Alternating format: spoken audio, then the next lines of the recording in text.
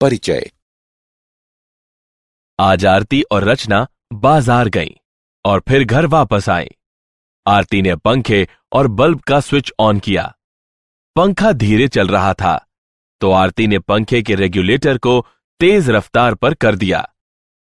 रचना ने आरती से पूछा, तुमने सिर्फ रेगुलेटर को घुमाया तो पंखे की रफ्तार कैसे बढ़ गई? ये कैसे काम करता है? आरती ने जवाब दिया कि पंखे का रेगुलेटर एक चर प्रतिरोधक की तरह काम करता है। शुरुआती स्थितियों में प्रतिरोध उच्च होता है और पंखे की गति कम होती है, लेकिन जब रेगुलेटर घुमाया जाता है तो इसका प्रतिरोध घटकर इसके न्यूनतम मान पर हो जाता है और इस प्रकार पंखे की गति उच्चतम हो जाती है। इसका अर्थ है कि प्रतिरोधक का घटता है तो विद्युत धारा का मान बढ़ता है।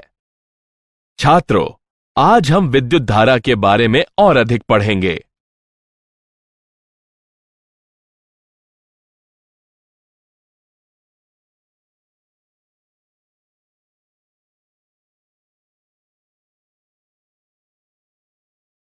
उद्देश्य। इस पाठ के अंत में आप निम्न करने में सक्षम हो जाएंगे: विद्युत धारा को परिभाषित करना, चालकों में विद्युत धारा को समझना, ओम का नियम परिभाषित करना, प्रतिरोधकता की गणना करना, ओम के नियम की सीमाएं जानना, विभिन्न पदार्थों की प्रतिरोधकता का निर्धारण करना, प्रतिरोध की ताप निर्भरता का मूल्यांकन करना, विद्युत ऊर्जा और शक्ति को परिभाषित करना, प्रतिरोधकों के युग्म का मूल्यांकन करना, सेल और इसके संयोजनों को समझना, किरचॉफ नियम को बताना, व्हीटस्टोन सेतु, मीटर सेतु और पोटेंशियोमीटर को परिभाषित करना।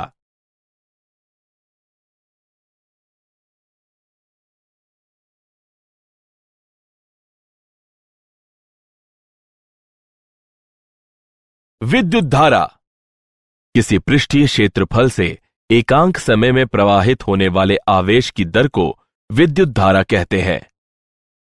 मान लीजिए डेल्टा टी समय में कुल आवेश डेल्टा क्यू क्षेत्र से प्रवाहित होता है। औसत विद्युत धारा डेल्टा बटे डेल्टा होगी। यदि आवेश का प्रवाह स्थिर नहीं है तो तात्क्षणिक विद्युत धारा डी क्यू बटे डी टी होती है। धारा का एसआई मात्रक एम्पियर होता है। धारा का प्रवाह इलेक्ट्रॉन के प्रवाह के विपरीत दिशा में होता है। विद्युत धारा की दिशा धनात्मक आवेशों के प्रवाह की दिशा में ली जाती है।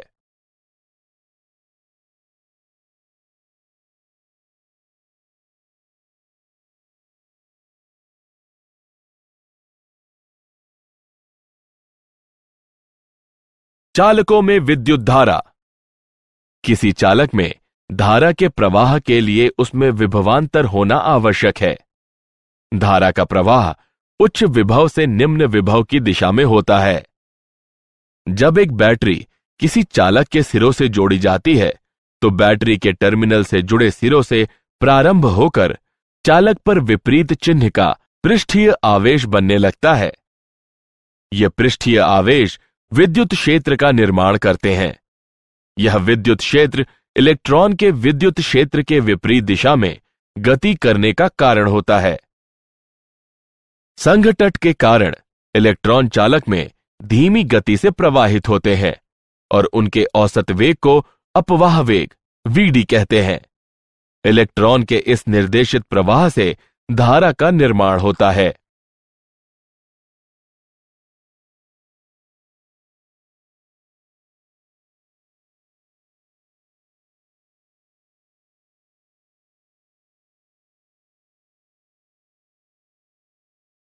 ओम का नियम।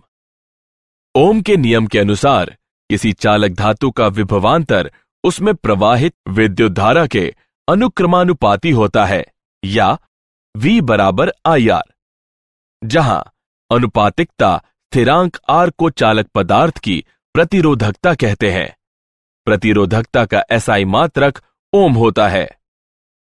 कोई भी विद्युत यंत्र जो विद्युत धारा के प्रवाह का एक निश्चित मात्रा में प्रतिरोध करे तो उसे प्रतिरोधक कहते हैं। हम प्रतिरोध को इस चिन्ह द्वारा व्यक्त करते हैं। हम कल्पना करते हैं कि I लंबाई के एक तार में समरूप विद्युत क्षेत्र E और अनुप्रस्थ भाग का क्षेत्रफल A है। तार के सिरों के बीच विभवांतर दिया है V बराबर EI, लेकिन I बराबर A बटे रो L गुणन V, जहां रो पदार्थ की प्रतिरोधकता है। उपरोक्त समीकरण में I का मान रखिए, हमें प्रतिरोधकता का मान प्राप्त होता है जो कि रो L बटे A बराबर है। हम यह निष्कर्ष निकालते हैं कि किसी तार का प्रतिरोध उसकी लंबाई के समानुपाती और अनुप्रस्थ काट क्षेत्रफल के व्युक्त क्रमानुपाती होता है।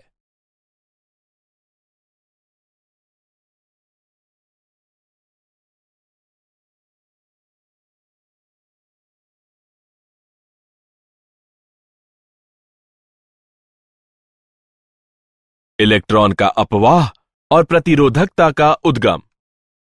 जब विद्युत क्षेत्र प्रयुक्त नहीं होता है तो इलेक्ट्रॉनों की यादृच्छिक तापीय वेग किसी भी दिशा में नेट धारा नहीं उत्पन्न करते। जब विद्युत क्षेत्र प्रयुक्त होता है तो प्रत्येक इलेक्ट्रॉन विद्युत क्षेत्र की दिशा के विपरीत त्वरण महसूस करता है। A बराबर ऋण E बटे M। एक काल अंतराल डेल्टा T विद्युत क्षेत्र के कारण इलेक्ट्रॉन के वेग में परिवर्तन E त्वरण और काल अंतराल के गुणन के बराबर होता है। यदि टाउ संघटकों के बीच औसत समय है, इलेक्ट्रॉन का औसत अपवाह वेग त्वरण और टाउ के गुणन के बराबर होता है। मात्रा टाउ को विश्रांति काल कहते हैं। यह निकाय को संघटक द्वारा साम्य ताप की अवस्था में वापस आने में लगा समय की मात्रा के बराबर होता है। धारा घनत्व को निम्न प्रकार व्यक्त किया जाता है। J बराबर ऋण NeVd। उपरोक्त समीकरण में Vd का मान रखने पर हमें प्राप्त हुआ J बराबर Ne वर्ग टाउ बटे M गुणन E। अतः पदार्थ की चालकता है सिग्मा बराबर Ne वर्ग टाउ बटे M और पदार्थ की प्रतिरोधकता है रो बराबर M बटे N गुणन E वर्ग टाउ। गतिशीलता। किसी चालक पदार्थ में गतिशील आवेश वाहक की गतिशीलता प्रति विद्युत क्षेत्र अपवाह वेग के परिणाम के रूप में परिभाषित होता है। गतिशीलता म्यू बराबर Vd बटे E, जो कि E टाउ बटे M के बराबर होता है।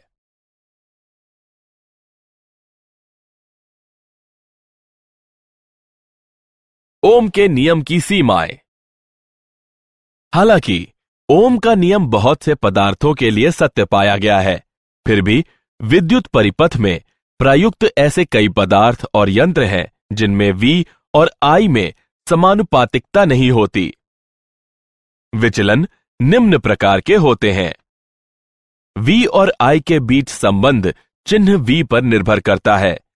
V के परिमाण को स्थिर रख उसकी दिशा उलट देने पर उसी परिमाण की धारा उत्पन्न नहीं करता जैसा कि I विपरीत दिशा में करता है। V I के समानुपाती नहीं रह जाता।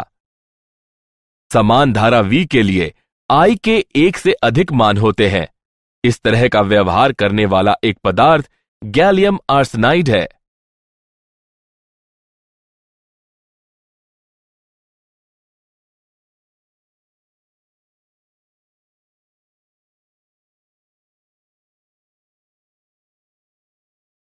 विभिन्न पदार्थों की प्रतिरोधकता। प्रतिरोधकता पदार्थों का नैसर्गिक गुण होता है। चालकों जैसे तांबा में निम्न प्रतिरोधकता होती है। अर्धचालक पदार्थों जैसे जर्मेनियम में प्रतिरोधकता चालक और कुचालक के बीच की होती है। विद्युतरोधी जैसे रबर में उच्च प्रतिरोधकता होती है। वर्ण कोड प्रतिरोधक की प्रतिरोधकता को दर्शाने के लिए वर्ण कोड की पद्धति का प्रयोग किया जाता है।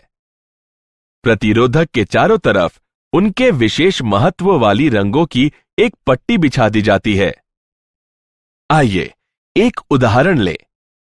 दिए गए प्रतिरोधक के लिए पीला 4 को व्यक्त करता है, बैंगनी 7 को व्यक्त करता है, लाल 10 की घात 2 को व्यक्त करता है और सुनहरा 5% को व्यक्त करता है।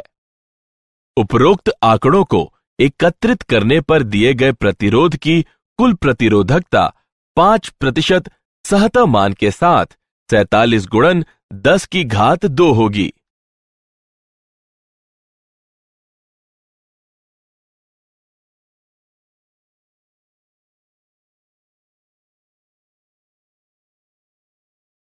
प्रतिरोधकता की ताप पर निर्भरता। किसी पदार्थ की प्रतिरोधकता ताप पर निर्भर करती है। ताप और प्रतिरोधकता का अंतर संबंध निम्न प्रकार व्यक्त किया जाता है, जहां रो और रो नॉट क्रमशः टी और टी नॉट ताप पर प्रतिरोधकताएं हैं। अल्फा को प्रतिरोधकता ताप गुणांक कहते हैं। धातुओं में ताप में वृद्धि के साथ ही प्रतिरोधकता में वृद्धि होती है और अल्फा का मान धनात्मक होता है। मिश्र धातुओं में प्रतिरोधकता बहुत अधिक होती है, लेकिन ताप निर्भरता क्षीण होती है। मिश्र धातु में पूर्ण शून्य ताप पर भी अवशेष प्रतिरोधकता होती है, जबकि शुद्ध धातु में पूर्ण शून्य ताप पर उपेक्षणीय अति न्यून प्रतिरोधकता होती है।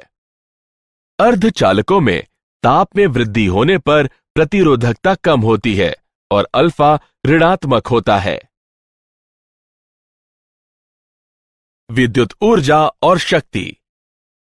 कल्पना कीजिए कि एक परिपथ में धारा I है और उसके दो सिरों A और B के बीच विभवांतर V है।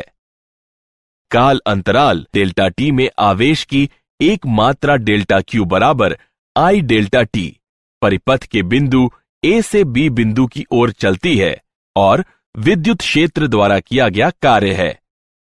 जिस दर से विद्युत ऊर्जा किसी परिपथ के एक भाग में प्रवेश करती है, उसे विद्युत शक्ति निवेश कहते हैं। शक्ति का SI मात्रक वॉट होता है। प्रतिरोधक में क्षयित शक्ति। जब किसी प्रतिरोधक में विभवांतर V उपस्थित हो, प्रतिरोधक के मुक्त इलेक्ट्रॉन में विद्युत क्षेत्र द्वारा त्वरण उत्पन्न किया जाता है और उनमें गतिज ऊर्जा का संचार होता है। ये इलेक्ट्रॉन प्रतिरोधक पदार्थ के परमाणुओं से संघटन करने पर उन्हें अपनी गतिज ऊर्जा का एक अंश प्रदान करते हैं। प्रतिरोधक में ऊर्जा का यह स्थानांतरण प्रतिरोधक के ताप में वृद्धि कर देता है। प्रतिरोध में शक्ति निवेश निम्न प्रकार व्यक्त की जाती है।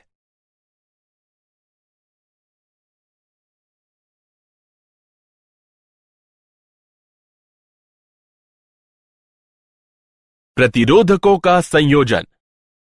दो या अधिक प्रतिरोधकों को किसी भी मात्रा के वांछित मात्रा का तुल्य प्रतिरोध प्राप्त करने के लिए एक दूसरे से एक निश्चित क्रम में संयोजित किया जा सकता है।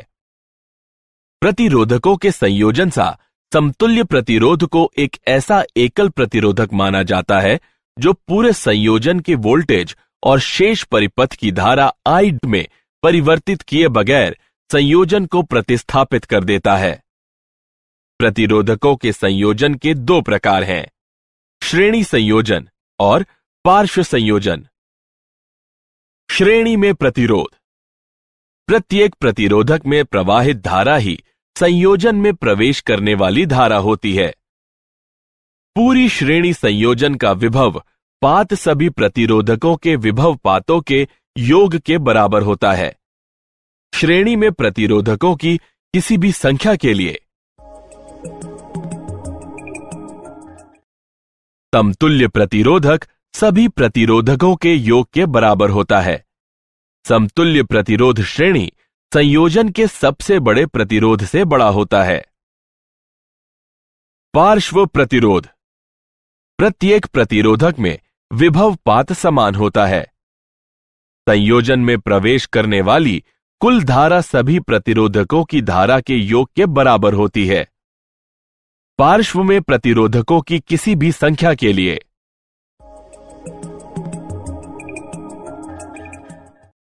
समतुल्य प्रतिरोधक का व्युत्क्रम सभी प्रतिरोधकों के व्युत्क्रमों के योग के बराबर होता है।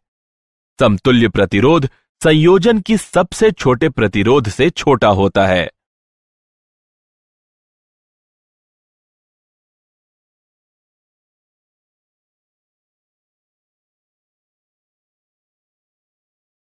उदाहरण, आइए प्रतिरोधकों के संयोजन का एक उदाहरण लें। आकृति में दिखाए गए प्रतिरोधक संजाल में ए और बी के बीच प्रतिरोध की गणना कीजिए। आइए हल देखें। ए और बी के मध्य प्रतिरोध RAB की गणना के लिए हम आकृति में दिखाए गए एक समतुल्य संजाल का निर्माण करते हैं। अब हम भुजा GEFH के प्रतिरोध की गणना करते हैं, जो कि 1-1-1 बराबर 3 ओम है। यह भुजा GH के प्रतिरोध के पार्श्व में है। अतः G और H के मध्य प्रभावी प्रतिरोध 0.75 ओम है। अतः A और B के मध्य प्रभावी प्रतिरोध 2.75 ओम है। अब RAB बराबर 1-0.75-1 बराबर 2.75 ओम है।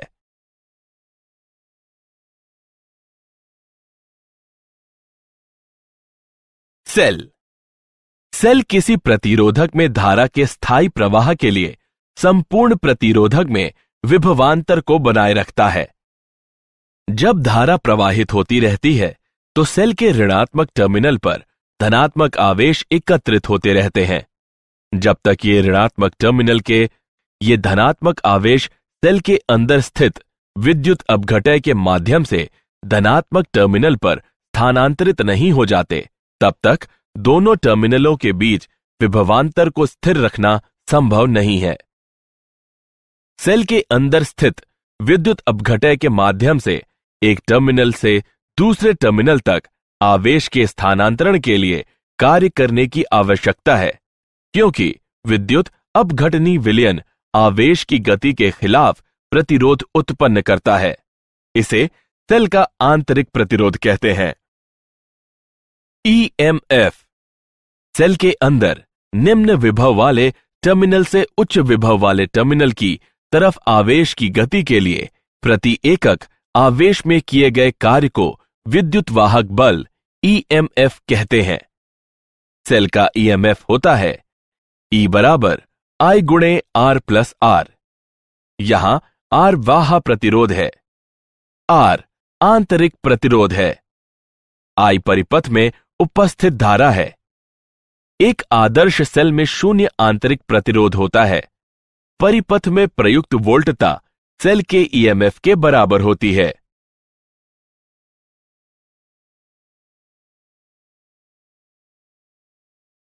श्रेणी तथा पार्श्वक्रम में सेल। श्रेणी संयोजन में सेल। श्रेणी में सेल के सिरों को परस्पर इस प्रकार जोड़ा जाता है कि प्रत्येक सेल से धारा प्रवाहित हो।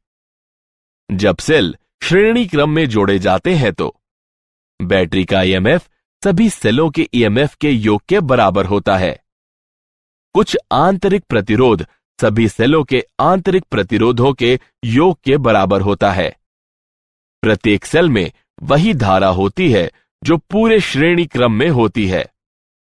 यदि n समरूप सेल प्रत्येक का EMF E और आंतरिक प्रतिरोध R है, एक श्रेणी में जोड़े गए हैं, तो परिपथ में प्रवाहित धारा होगी। पार्श्वक्रम में सेल संयोजन।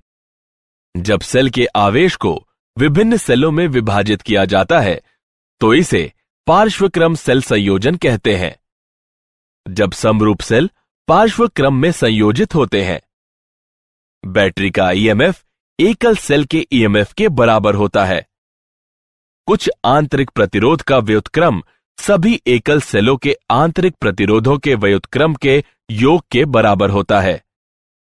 बाह्य परिपथ की धारा सभी सेलों में समान रूप से विभाजित होती है। यदि n समरूप सेल प्रत्येक का EMF E और आंतरिक प्रतिरोध R है, एक पार्श्वक्रम में जोड़े गए हैं तो परिपथ में प्रवाहित धारा निम्न होगी। किरचॉफ के नियम। पहला नियम, संधि नियम। किसी संधि पर संधि से प्रवेश करने वाली विद्युत धाराओं का योग इस संधि से निकलने वाली विद्युत धाराओं के योग के बराबर होता है। संधि में प्रवेश करने वाली या निकलने वाली विद्युत धाराओं का बीजगणितीय योग 0 होता है। दूसरा नियम, पाश नियम। प्रतिरोधकों तथा सेलों से सम्मिलित किसी बंद पाश के चारों ओर विभव में परिवर्तनों का बीजगणितीय योग 0 होता है।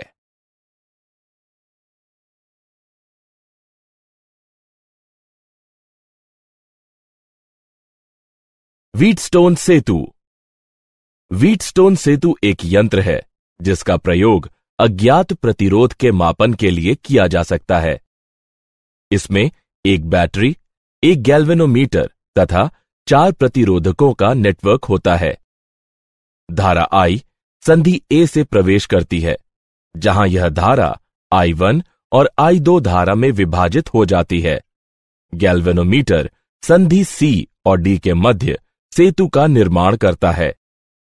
प्रतिरोधों का मान व्यवस्थित करके गैल्वेनोमीटर में धारा का मान 0 कर दिया जाता है, जो 0 विक्षेप द्वारा इंगित होता है।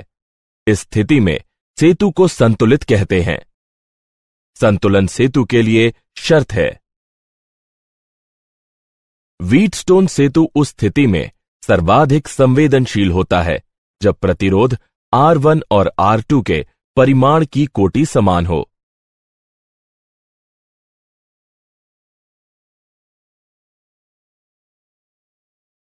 मीटर सेतु। मीटर सेतु व्हीटस्टोन सेतु की एक प्रायोगिक युक्ति है।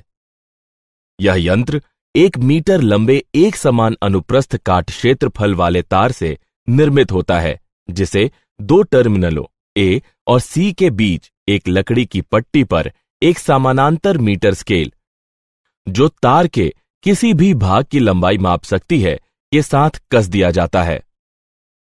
हम सेल को पूरे तार, जिसकी लंबाई AC है, से जोड़ देते हैं।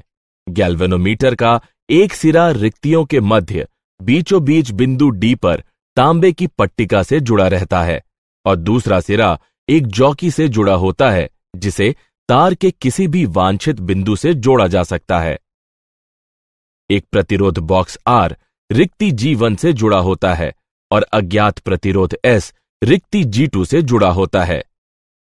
संतुलन की अवस्था में हम पाते हैं, अज्ञात प्रतिरोध की गणना के लिए हमें केवल संतुलन लंबाई ही की शुद्ध परिगणना करनी होती है।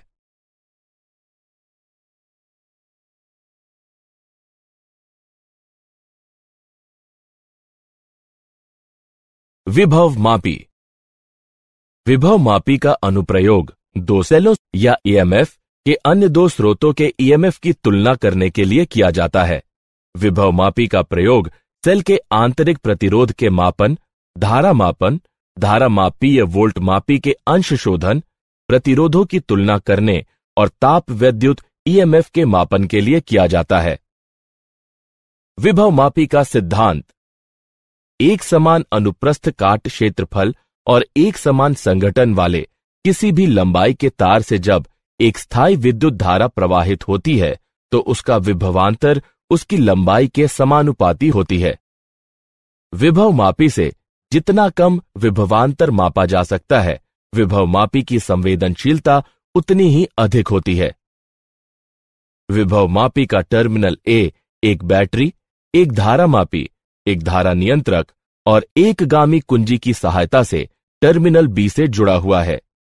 दिए गए सेल का धनात्मक टर्मिनल, जिसकी आंतरिक प्रतिरोधकता ज्ञात करनी है, विभव मापी के टर्मिनल A से जुड़ा हुआ है और ऋणात्मक टर्मिनल एक गैल्वेनोमीटर G और प्रतिरोध बॉक्स के माध्यम से सर्पी संपर्क S से जुड़ा हुआ है। सेल का आंतरिक प्रतिरोध निम्न है। यहां L1 संतुलन लंबाई है जब K2 खुला है। L2 संतुलन लंबाई है जब K1 खुला है।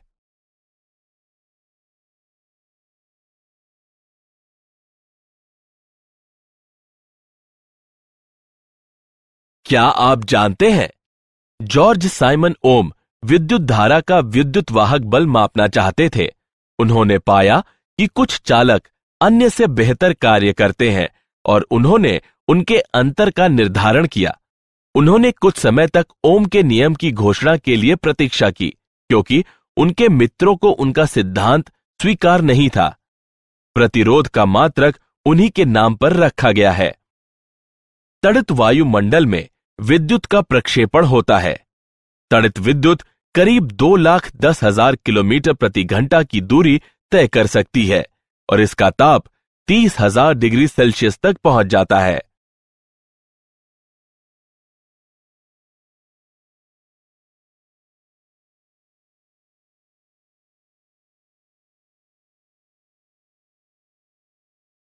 किसी अन्य अवयव जैसे कोई प्रकाश उत्सर्जी डायोड के साथ श्रेणी क्रम में रखी प्रतिरोधक धारा को सुरक्षित मान तक घटा देता है। बैटरी विस्फोट बैटरी के दुरुपयोग या खराबी के कारण होता है, जैसे कि रिचार्ज न होने वाली बैटरी को रिचार्ज करना या बैटरी में शॉर्ट सर्किट हो जाना।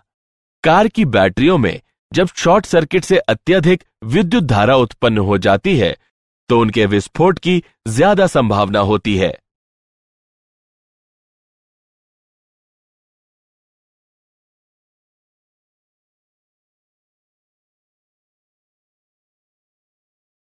सारांश। आइए हमने जो कुछ सीखा है उसे संक्षेप में दोहराएं।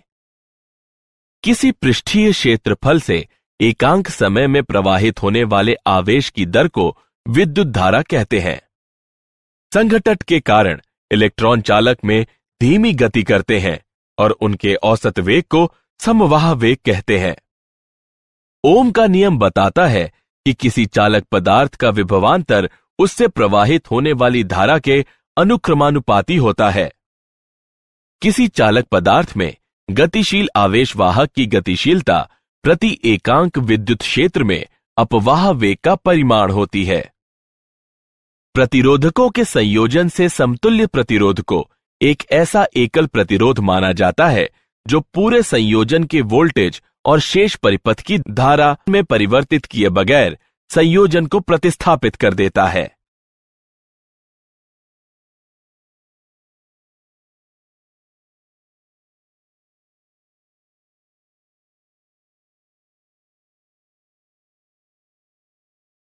सेल के अंदर निम्न विभव वाले टर्मिनल से उच्च विभव वाले टर्मिनल की तरफ आवेश की गति के लिए प्रति एकक आवेश में किए गए कार्य को विद्युत वाहक बल कहते हैं। किरचॉफ का पहला नियम बताता है कि किसी संधि पर संधि से प्रवेश करने वाली विद्युत धाराओं का योग इस संधि से निकलने वाली विद्युत धाराओं के योग के बराबर होता है। किरचॉफ का दूसरा नियम बताता है कि प्रतिरोधकों तथा सेलों से सम्मिलित किसी बंद पाश के चारों ओर विभव में परिवर्तनों का बीजगणितीय योग शून्य होता है।